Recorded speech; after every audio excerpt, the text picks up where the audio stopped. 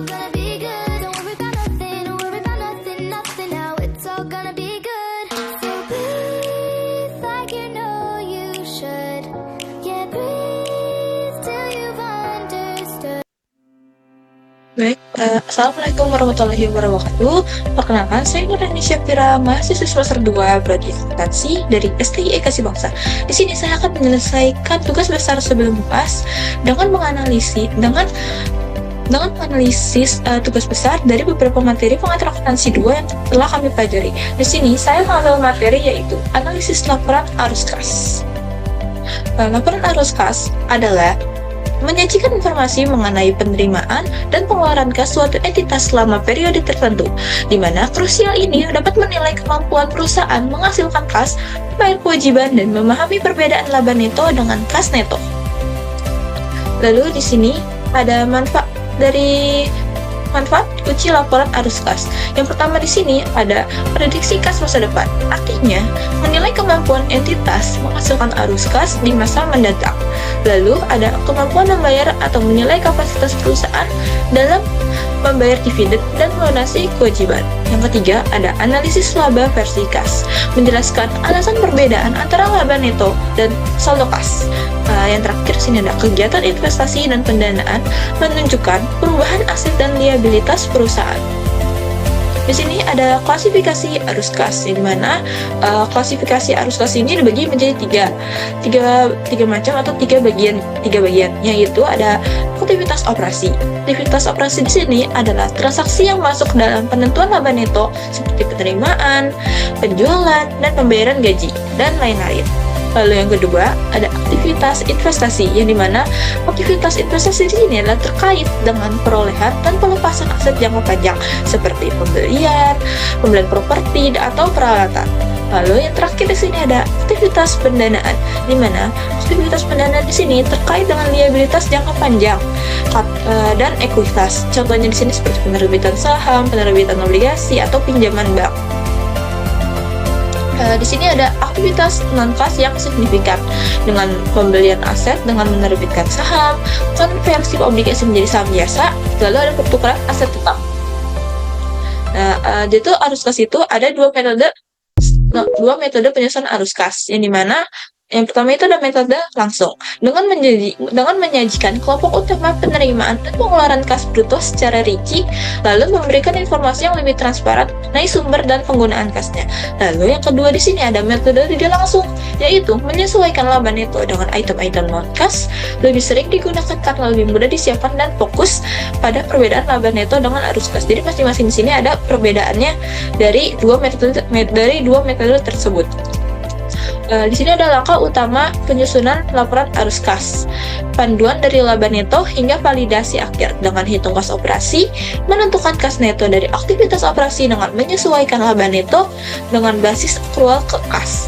Lalu ada analisis laporan dengan menganalisis perubahan pada aset jangka panjang seperti liabilitas dan ekuitas untuk aktivitas investasi dan pendanaan.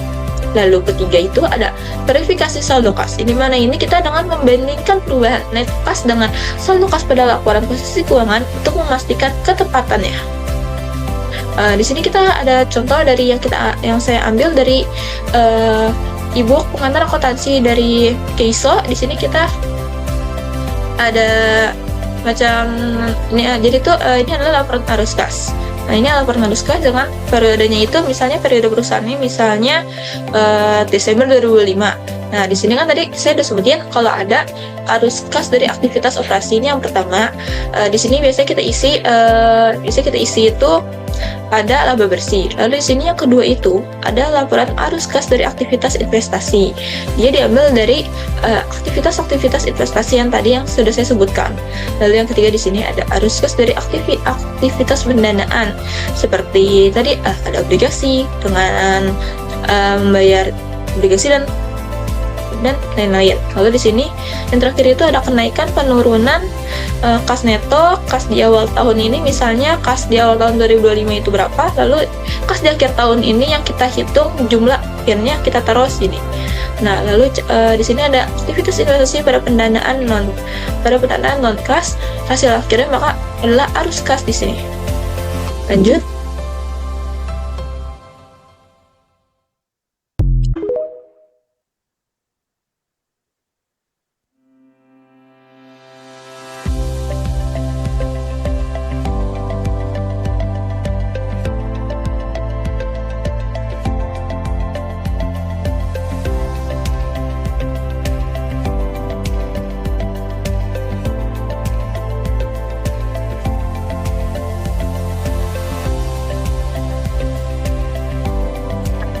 Ini kita ada studi kasus yang saya buat itu dari PT Sejahtera laporan arus kas sederhana. Jadi soalnya itu ada PT Sejahtera adalah perusahaan retail dengan kas di awal tahunnya adalah sebesar 20 juta dengan penerimaan dari pelanggan 500 juta. Lalu ada pembayaran ke pemasok sebesar 200 juta dan gajinya 50 juta. Kas operasi bersihnya adalah 220 juta, pembelian mesinnya 100 juta, dan pinjaman banknya adalah 140 juta juga tercatat. Jadi di sini ada PT Sejahtera dengan laporan arus kas periode Desember 2025. Di sini ada arus kas dari aktivitas operasional, penerimaan kas dari pelanggan sebesar 500 juta, pembayaran kas kepada pemasok minus 200 juta, lalu pembayaran kas untuk beban operasional minus 50 juta, maka hasil akhir dari total neto aktivitas operasinya adalah 250 juta. Di sini ada arus kas dari aktivitas investasi yang dimana pembelian aset tetap minus 100 juta, lalu karena di sini aktivitas cuma ada pembelian aset tetap aja, maka kita naruhnya aset tetap aja. Kalau misalnya ada yang lebih seperti mesin, pembelian mesin, nah kita bakal taruh juga di aktivitas investasi. Nah lalu ada di sini ada pendanaan di sini cuman penerimaan pinjaman baru sebesar 120 juta. Jadi kenaikan pemotongan kas neto itu sebesar 300 juta, yang dimana 250 juta dikurang 100 juta ditambah 150 juta. Hasilnya adalah 300 juta. Lalu kas di awal tahunnya ada 20 juta. Lalu kas di akhir tahunnya sama dengan 300 ditambah 20 sama dengan 320 juta. Di sini ada evaluasi perusahaan berbasis arus kas. Meskipun analisis akuntansi akrual telah lama dominan, analisis berbasis berbasis arus kas kini semakin penting. Arus kas mencerminkan kondisi keuangan perusahaan secara lebih nyata, memberikan gambaran yang lebih akurat tentang likuiditas dan solvabilitas.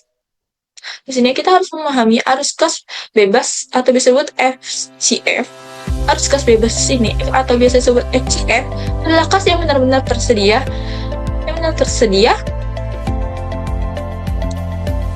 untuk memenuhi kebutuhan investasi pada aset tetap dan pembayaran dividen. Konsep ini digunakan untuk menilai kas yang dapat digunakan untuk ekspansi atau dibagikan dengan investor. Di sini ada rumus perhitungan arus kas bebas. Nah, arus kas bebas di sini tuh dia adalah kas dari aktivitas operasi dikurangi dengan belanja modal, dikurangi dengan dividen tunai. Rumus ini membantu mengukur kas bersih yang didapat digunakan oleh perusahaan setelah membiayai operasi dan investasi. Nah, jadi arus kas dari aktivitas operasi dikurangi dengan belanja modal, capital expenditure sama dengan adalah arus kas bebas free cash flow. Kita ada kalau tadi kita membahas rumus arus kas bebas, maka di sini ada manfaat arus kas bebas. Yang pertama ada menilai kemampuan perusahaan dengan menghasilkan kas bersih. Lalu ada menentukan kemampuan perusahaan untuk ekspansi atau pertumbuhan. Lalu yang ketiga ada menilai kemampuan membayar dividen kepada investor. Lalu yang terakhir ada mengukur ketahanan perusahaan tanpa ada tambahan hutang. Kalau tadi kita mengerjakan arus kas metode langsung, nah sekarang kita ada di metode tidak langsung.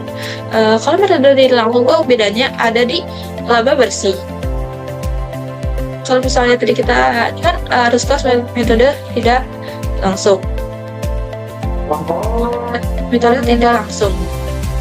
Nah kalau misalnya laba bersih tidak langsung itu kita ada laba bersihnya. Laba bersih itu biasanya dapat dari neraca yang sudah kita hitung. Nah, di sini ada isinya tuh sebenarnya sama aja.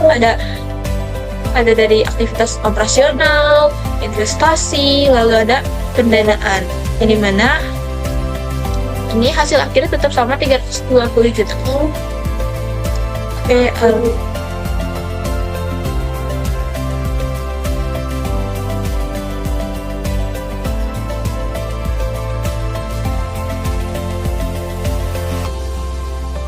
sekian dari presentasi yang sudah saya buat hari ini. Terima kasih. Mohon maaf kalau sudah salah. See you.